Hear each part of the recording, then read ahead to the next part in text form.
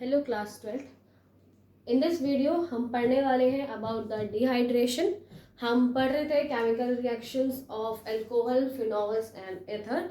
And अभी जो हम डिस्कस कर रहे हैं वो है reaction involving cleavage of carbon and oxygen, यानी कि जब बॉन्ड ब्रेक हो रहा है between the carbon and oxygen. इसके प्रीवियस की जो दो रिएक्शन है हमने प्रीवियस वीडियो में डिस्कस कर ली थी। आज हम यहाँ पर डिहाइड्रेशन को डिस्कस करने वाले हैं। सो डिहाइड्रेशन क्या है? Dehydration is that removal of H2O, यानी कि ऐसी रिएक्शन जहां से क्या होगा, आफ्टर द रिएक्शन क्या रिमूव हो जाए? वाटर। सो रिमूव हो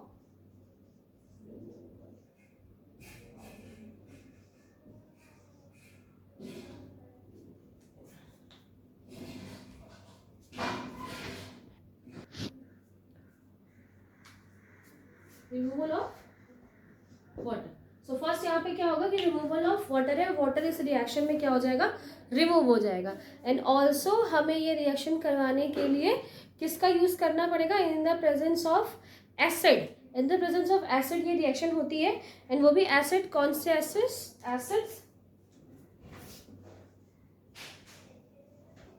फ्लोटिक एसिड्स हम वहाँ यूज करते हैं। जैसे बहुत सारे हो गए आपके H2SO4, H3PO3, H3PO4, HCl, जितने भी एसिड्स मेनली है, या HNO3। So these are the protic acids. Protic acid in the sense मतलब जब वो रिएक्शंस कर रहे हैं तो दे कैन रिलीज H+। वो क्या रिलीज करेंगे? H+ वहां से रिलीज करते हैं। एंड इस H+ का रोल है for the making of H2O end of also doing this reaction, performing the reaction. तो इस रिएक्शन में बेसिकली हमें करना क्या है? हम रिमूवल ऑफ वाटर कर रहे हैं by the acid. And also in the reaction में एल्कोहल्स को ट्रीट करवाया जाएगा एंड वो चेंज हो जाते हैं in alkenes. So as a basic अगर इस रिएक्शन को देखें तो इस रिएक्शन में क्या होना है? ये रिएक्शन में मैंने यहाँ पे लिखा हुआ है एल्कोहल्स। एल्कोहल्स को हम क्या करें? एक एसिडिक मीडियम यानी एक एसिड के प्रेजेंस में हीट करते हैं थोड़ा सा। एंड आफ्टर दिस होता क्या है, यहाँ पर एक्चुअली बेटा बीटा एलिमिनेशन रिएक्शन होगी। अगर आपको प्रॉपर पढ़ना है about the beta elimination reaction, so previous videos जो है हेलो एल्केन और हेलो अरीन्स वाली, वहां पर आपको मिल जाएगा इसके बारे में। एक्चुअली बीटा एलिमिनेशन है क्या? वो कार्बन जिससे फंक्शनल ग्रुप अटैच होता है। जैसे ये कार्बन है, यहाँ पर मैंने प्रॉपर नहीं लिखा, सेकेंडरी टर्शरी इन सब की बात नहीं कर रहे हैं, हमने नॉर्मल एक रिएक्शन अभी देख रहे हैं जिसमें आपको दिखाई दे रहा है कि जो कार्बन है जिससे आपका OH ग्रुप अटैच होता है, यानी कि जिससे आपका फंक्शनल ग्रुप अटैच है, उसे हम अल्फा कार्बन कहते हैं। और उसका जो नेक्स्ट कार्बन है उसे बीटा कार्बन कहा जाता है। एंड इस बीटा कार्बन से जुड़े हुए हाइड्रोजन को बीटा हाइड्रोजन कहा जाता है। तो यहाँ पर होगा क्या? यहाँ पे बीटा एलिमिनेशन रिएक्शन होती है जिससे जो कि अल्फा कार्बन है वहां से OH रिलीज होंगे एंड दैट बीटा कार्बन से H रिलीज हो जाता है। एंड आफ्टर दिस वो बनाएंगे H2O बनता है। एंड अगर अब आप देखें तो यहाँ पर क्या होगा कि इस कार्बन के पास भी एक बॉन्ड कम पड़ गया, मतलब उसका एक बॉन्ड ब्रेक हुआ है। एंड इस कार्बन के पास भी उसका एक बॉन्ड ब्रेक होता है। तो अपने आप को दोनों स्टेबल करने के लिए क्या करते हैं? एक बॉन्ड फॉर्म कर लेते हैं एंड एल्कीन्स वहां पर हमें बनते हुए दिखाई देंगे। यही मेन चीजें होनी है, आपका प्राइमरी हो एल्कोहल हो, सेकेंडरी एल्कोहल और टर्शियरी एल्कोहल। बस चेंज होगा वो होगा इन योर एसिड, जो एसिड आप यूज कर रहे हैं, और ऑल्सो टेम्परेचर। और तीनों ही रिएक्शन में बीटा एलिमिनेशन रिएक्शंस होंगी। सो फर्स्ट हम रिएक्शन करवा रहे हैं विद प्राइमरी एल्कोहल्स के साथ। तो जब प्राइमरी एल्कोहल्स के साथ हम इसकी रिएक्शन करवाएंगे, सो इस रिएक्शन में होगा क्या? जैसे मैंने प्रीवियस आपको बताया था कि OH तो रिलीज होगा, also the hydrogen from the beta carbon. यहाँ पर हमने बेसिकली बात की थी कि हम किसकी प्रेजेंस में करवा रहे हैं। सो ये रिएक्शन होगी in the presence of concentrated H2SO4 के प्रेजेंस में, जो कि बहुत एक स्ट्रॉन्ग रिएजेंट है। ठीक है, वो स्ट्रॉन्ग रिएजेंट होता है ये H2SO4 एंड इसकी प्रेजेंस में हम रिएक्शन करवाएंगे। ठीक है, और टेम्परेचर होगा यहाँ पर 443। अगर आप एक बात हाँ 443 टेम्परेचर पर हम ये रिएक्शन करवाते हैं, केल्विन पे रिएक्शन करवाते हैं। सो इस रिएक्शन में होगा क्या, इस रिएक्शन में वही बीटा एलिमिनेशन रिएक्शन से। So at this point OH release हो जाएगा एंड यहाँ से क्या रिलीज होता है, H रिलीज होगा और ये आपस में मिलकर H2O बनाएंगे एंड ये जो दो बॉन्ड है वो आपस में ज्वाइन हो जाएंगे, जैसे पहले मैंने आपको बताया था, एंड दे फॉर्म एल्कीन। सो यहाँ से हमको एल्कीन्स मिलेगा।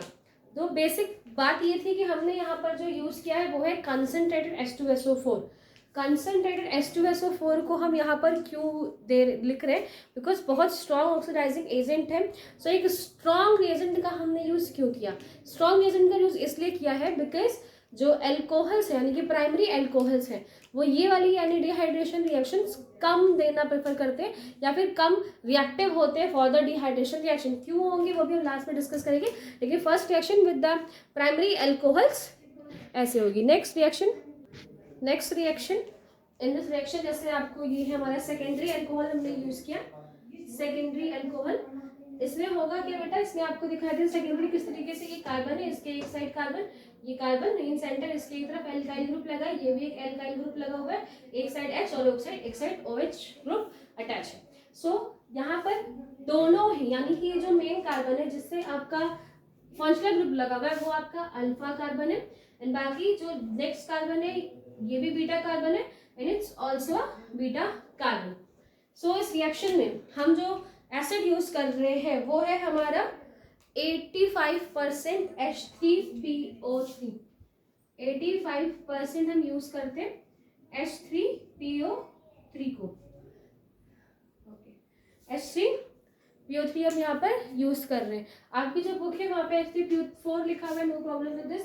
रिएजेंट एजेंट है, आप दोनों में से किसी का भी यूज कर सकते हो। तो फिलहाल हम बुक के अकॉर्डिंग कर रहे हैं, दैट इज H3PO4 को हम यहाँ पर यूज कर रहे हैं एंड जो टेम्परेचर है वो है 440 केल्विन। 440 केल्विन इस रिएक्शन इस टेम्परेचर पे ये रिएक्शन होती है। सो इस रिएक्शन में वही होगा प्रीवियस जैसे हमने पढ़ा, जो हमारा अल्फा कार्बन है वहां से OH ग्रुप रिलीज हो जाता है एंड ये ग्रुप अब बेटा जो H रिलीज होना है वो कहीं से भी रिलीज हो सकते हैं, ऐसा कोई रूल नहीं है। जैसे प्रीवियस आप पढ़ रहे थे मार्कोनिकॉफ रूल जिसमें ये डिसाइड होता है कि H कहाँ से रिमूव होना है, तो ऐसा कोई भी रूल नहीं है, यहाँ से आप कहीं से भी H+ रिलीज करवा सकते हैं। सो मैं यहीं से H+ इजी होगा बैलेंस करने में, इसलिए मैं यहाँ से H+ रिमूव करती हूँ, H2O फॉर्म होगा एंड इसके बाद क्या बनेगा,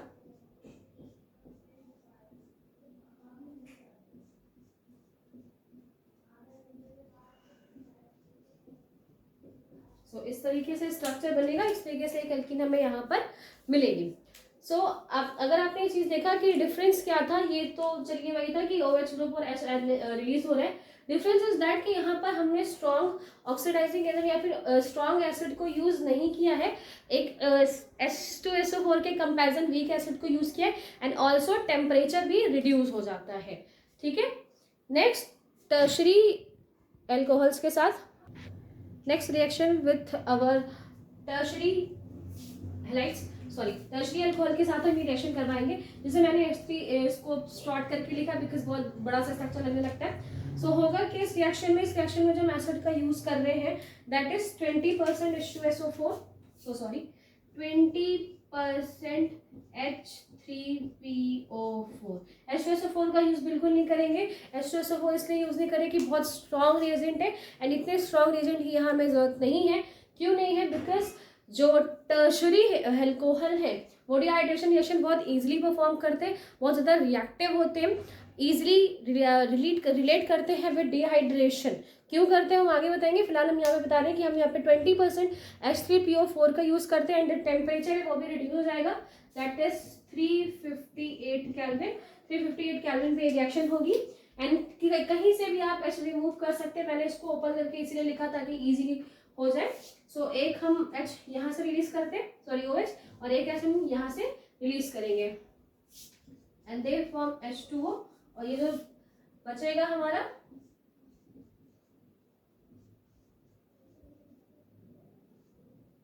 डबल बॉन्ड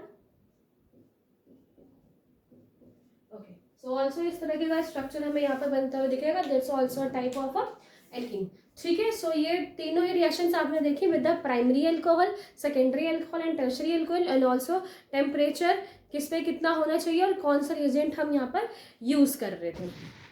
सो प्रीवियस आपने जो रिएक्शन देखी with primary, secondary and tertiary alcohols, तो वहाँ पे हमने देखा कि जो डिहाइड्रेशन रिएक्शन है वो टर्शरी अल्कोहल्स बहुत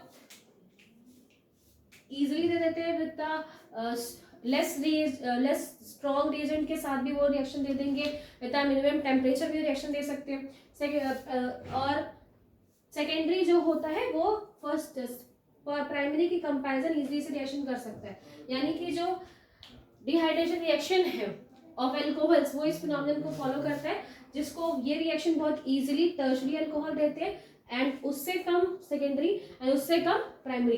प्राइमरी अल्कोहल्स डिहाइड्रेशन रिएक्शन बहुत इजीली नहीं देते, क्यों? बिकॉज आपको अगर प्रीवियस वीडियोस याद होंगे जहाँ पर मैंने बताया था कि जैसे जैसे अल्काइल ग्रुप बढ़ता है, यानी कि जो हमारे प्राइमरी है यहाँ पर जस्ट 1 अल्काइल ग्रुप होता है, यहाँ पर सेकेंडरी में 2 अल्काइल ग्रुप होते हैं एंड टर्शरी में 3 अल्काइल ग्रुप होते हैं, राइट? 3 अल्काइल ग्रुप होने होते हैं। तो because of more alkyl group जो कि खुद क्या है, बहुत अच्छे इलेक्ट्रॉन रिलीजिंग ग्रुप है, रिलीजिंग ग्रुप होने की वजह से जो पोलैरिटी है वो OH के बीच में नहीं बची होती, बिकॉज प्राइमरी अल्कोहल्स में यहाँ पर O और H के बीच में पोलैरिटी मेंटेन रहती है, बिकॉज इलेक्ट्रॉन डेंसिटी ऑक्सीजन के ऊपर नहीं आती है, और यहाँ पर जो इलेक्ट्रॉन की डेंसिटी है वो ऑक्सीजन के ऊपर आने लग जाती है। बिकॉज ऑफ दैट, इसीलिए from the tertiary alcohols OH बहुत इजीली रिमूव हो जाते हैं, because at that time more alkyl group होने की वजह से जो डेंसिटी है वो बहुत ज़्यादा प्रेशराइज करने लगती है, बहुत प्रेशर वहाँ पे उसे ऑक्सीजन पर, pressure in the sense electron density ज़्यादा होने लगती है, तो वो इजीली यहाँ से रिमूव करके OH ग्रुप हट जाता है। एंड वहाँ आपने यहाँ देखा था in primary, because just 1 alkyl group है तो ये पोलैरिटी मेंटेन रहती है O और H के बीच में, इसलिए H इजीली रिमूव हो जाता है, H+ इजीली वहाँ पे रिमूव हो जाता है। मैं ये नहीं कह रही कि जो हमारे प्राइमरी है वो OH ग्रुप नहीं रिलीज कर सकते, वो बिल्कुल हो सकता है, बट उसके लिए हमने क्या यूज किया, उसके लिए एक स्ट्रॉन्ग रिएजेंट का यूज करना पड़ गया था, हमें एक स्ट्रॉन्ग रिएजेंट का यूज किया था ताकि जो बॉन्ड है वो O और H का ब्रेक हो। वो इसलिए बिकॉज जस्ट 1 अल्काइल ग्रुप है, पोलैरिटी O और H की मेंटेन है, O और H के बीच पॉजिटिव नेगेटिव चार्जेस वहाँ पे मेंटेन है, और यहाँ पर क्या होता है, because of more alkyl group जो पोलैरिटी थी OH की वो डिक्रीज होने लगती है, डिक्रीज होने की वजह से, और because of more electron oxygen की तरफ आ रहे थे जिसकी वजह से ये बॉन्ड वीक हो जाता है, ये इजिली यहाँ से ब्रेक हो जाता है। सो डिहाइड्रेशन रिएक्शन टर्शरी अल्कोहल्स बहुत इजीली देंगे एंड सेकेंडरी उससे कम और प्राइमरी वो उससे भी ज़्यादा कम। सो अब हम इस रिएक्शन की मैकेनिज्म को चेक करें। मैकेनिज्म में मैंने प्राइमरी अल्कोहल्स का यूज़ किया, किसी भी अल्कोहल का यूज़ कर सकते हैं, मैकेनिज्म वही होने वाली है, जस्ट रिएजेंट जो ऑक्सीडाइजिंग एजेंट है यानी कि जो स्ट्रॉन्ग एसिड का आप यूज़ करते हैं वो वहाँ पे रेफर करता है, अदरवाइज सारी रिएक्शन सेम है। सो इस रिएक्शन में होगा क्या, फर्स्ट इस यहाँ पर क्या होता है, एक प्रोटॉन यानी H+ आता है, एंड जब ये H+ यहाँ पर आएगा सो वो क्या करेगा, ये जो लोन पेयर्स हैं किसके, ऑक्सीजन के, ये ऑक्सीजन से जाएगा, प्रोटॉन चाहता है कि जो लोन पेयर ऑफ ऑक्सीजन है वो उससे जाकर अटैच हो जाए, बिकॉज ऑक्सीजन के पास लोन पेयर है, वो एक हाइस को दे सकता है, बिकॉज ये H+ है तो इसके पास कोई इलेक्ट्रॉन नहीं है, सो ऑक्सीजन उसको इलेक्ट्रॉन डिनोट भी कर सकता है और एक बॉन्ड यहाँ पर बना सकता है। सो वो बहुत फोटोन तुरंत जाएगा और ऑक्सीजन के साथ ये रिएक्शन करेगा, और जो ये रिएक्शन है बहुत जल्दी हो जाती है, बहुत फास्ट हो जाती है, बिकॉज आपने प्रीवियस में देखा होगा कि ऑक्सीजन की आदत है, because of their lone pair वो बहुत इजीली अटैच हो जाता है। So after this attachment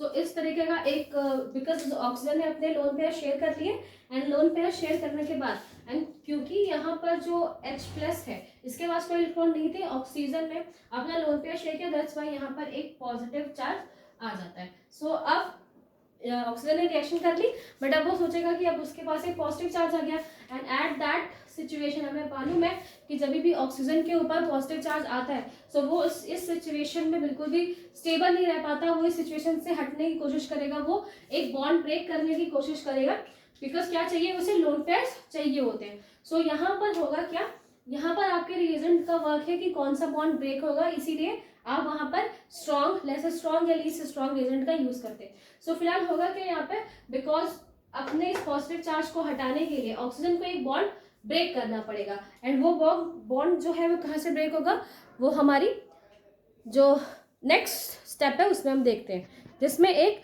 carbocation का फॉर्मेशन होगा। तो इन फर्स्ट स्टेप हमने देखा कि जिस किस तरीके से ये H+ आता है, ऑक्सीजन के साथ अटैच हो जाता है, एंड ऑक्सीजन के ऊपर प्लस चार्ज आ जाते हैं। अब प्लस ऑक्सीजन अपने आप को स्टेबल करने के लिए जो बॉन्ड है between the oxygen and carbon, वो इस बॉन्ड को यहाँ पर ब्रेक कर लेगा, and in a form of H2O, ये दिखाई दे रहा है आपको, इन अ फॉर्म ऑफ H2O वो इस रिएक्शन से बहुत इजीली हैप्पीली निकल जाएगा। बट ये जो रिएक्शन है ये स्लो रिएक्शन है, बहुत टाइम लग जाता है ऑक्सीजन को रिएक्शन से रिप्लेस होने के लिए, बिकॉज वही रिएक्शन वो सोचेगा किसके साथ बॉन्ड ब्रेक करना है, बिकॉज ये बॉन्ड तो उसने अभी अभी बनाया है, and because of that reagent की वजह से जो बॉन्ड है वो कार्बन और ऑक्सीजन के बीच का बॉन्ड ब्रेक होगा और H2O वहां से रिलीज हो जाएगा, और इसके साथ ही हमें क्या मिलेगा,